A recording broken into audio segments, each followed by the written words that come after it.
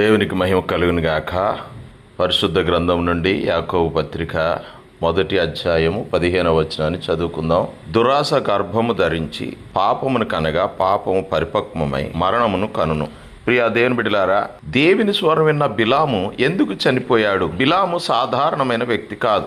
అతడు దేవుని స్వరం విన్నాడు. దేవుడు అతనితో మాట్లాడాడు. దేవుని దూతను కూడా చూశాడు. అంతేకాదు, ఇశ్రాయేలును శపించమని మోయాబు రాజైన బాలాకు కోరినప్పుడు బిలాము వారిని శపించకుండా దేవుని ఆజ్ఞ ప్రకారం ఆశీర్వదించాడు. అయితే అలాంటి బిలాము చివరికి ఎందుకు చనిపోయాడు? దానికి సమాధానం అతని నోటిలో కాదు, అతని హృదయంలో ఉంది. సంఖ్యాకాండం 22వ అధ్యాయం 12వ వచనంలో దేవుడు బిలాముతో ఇలా చెప్పాడు: ఆ జనులను శపింపకూడదు, వారు ఆశీర్వదింపబడిన వారు. దేవుని మాట బిలాముకు స్పష్టంగా తెలుసు.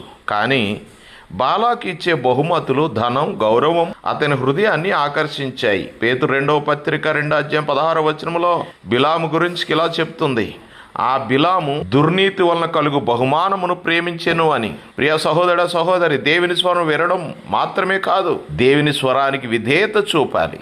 ఒక చిన్న పిల్లాడికి తండ్రి, కుమారుడా ఆ దారిలో వెళ్ళవద్దు, అక్కడ ప్రమాదం ఉంది అని చెప్పాడు అనుకోండి. ఆ పిల్లవాడు తండ్రి మాట విన్నాడు, కానీ దానికి విధేయత చూపకుండా అదే దారిలో వెళ్ళిపోయాడు. వినడం అతన్ని రక్షించలేదు, విధేయతే రక్షించేది. అలాగే మనం కూడా బైబిల్ చదవచ్చు, ప్రసంగాలు వినవచ్చు, దేవుని స్వరం గురించి మాట్లాడవచ్చు, కానీ దేవుని వాక్యానికి విధేయత చూపకపోతే మన జీవితం మారదు.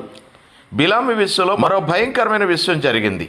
అతడు ఇశ్రాయేలును నేరుగా శపించలేకపోయాడు, ఎందుకంటే దేవుడు అనుమతించలేదు. సంఖ్యాకాండం 23వ అధ్యాయము 20వ వచనములో, ఇదిగో ఆశీర్వదించుటకు నాకు ఆజ్ఞ కలిగెను, ఆయన ఆశీర్వదించెను, నేను దానిని మార్చలేను అంటున్నాడు. కానీ తరువాత బిలాము ఇచ్చిన సలహా వల్ల ఇశ్రాయేలు పాపంలో పడిపోయారు. సంఖ్యాకాండం 37వ అధ్యాయం 16వ వచనము, ప్రకటన గ్రంథం 2వ అధ్యాయం 14వ వచనంలో బిలాము సలహా కారణంగా ఇశ్రాయేలు దేవునికి విరోధంగా పాపంలో పడిపోయారని మనం చూస్తాం. ఇది మనకు ఒక గొప్ప హెచ్చరిక. శత్రువు బయట నుండి మనల్ని ఓడించలేకపోతే లోపల నుండి పాపంలో పడేలా చేయడానికి ప్రయత్నం చేస్తాడు. మన బలహీనతలను ఉపయోగించుకోవచ్చు. ఎలాగంటే ధనాశ, గర్వం, లేక తప్పు స్నేహాలు, తప్పు కోరికలు, రాజీ పడడం, ఇవే మన జీవితంలోని తలుపులు కావచ్చు. బిలాము దేవుని స్వరం విన్నాడు, కానీ అతని హృదయం దేవుని కంటే ధనాన్ని ఎక్కువగా కోరుకుంది. అందుకే బైబిల్ అతని మరణం గురించి ఇలా చెప్తుంది. సంఖ్యాకాండం 31వ అధ్యాయం 8వ వచనంలో, బిలామును కత్తి చేత చంపిరి అని. ఎంత భయంకరమైన ముగింపు! నా ప్రియ సహోదర సహోదరి, దేవుని స్వరం విన్నాడు, దేవుని దూతను చూచాడు, దేవుని ప్రవచనాలు పలికినవాడు చివరికి కత్తి చేత చంపబడ్డాడు. కాబట్టి ప్రియమైన సహోదర సహోదరులారా, ఈరోజు మనల్ని మనమే ప్రశ్నించుకోవాలి. నేను దేవుని స్వరం విన్నానా? అంతకంటే ముఖ్యంగా నేను దేవుని స్వరానికి విధేయత చూపుతున్నానా? దేవుని గురించి మాట్లాడటం గొప్ప విషయం, కానీ దేవునితో నడవడం ఇంకా గొప్ప విషయం. దేవుని చేత ఉపయోగించబడటం గొప్ప విషయం, కానీ చివరి వరకు దేవునికి నమ్మకంగా ఉండటం అంతకంటే గొప్ప విషయం. బిలాము జీవితం మనకు ఒక హెచ్చరిక.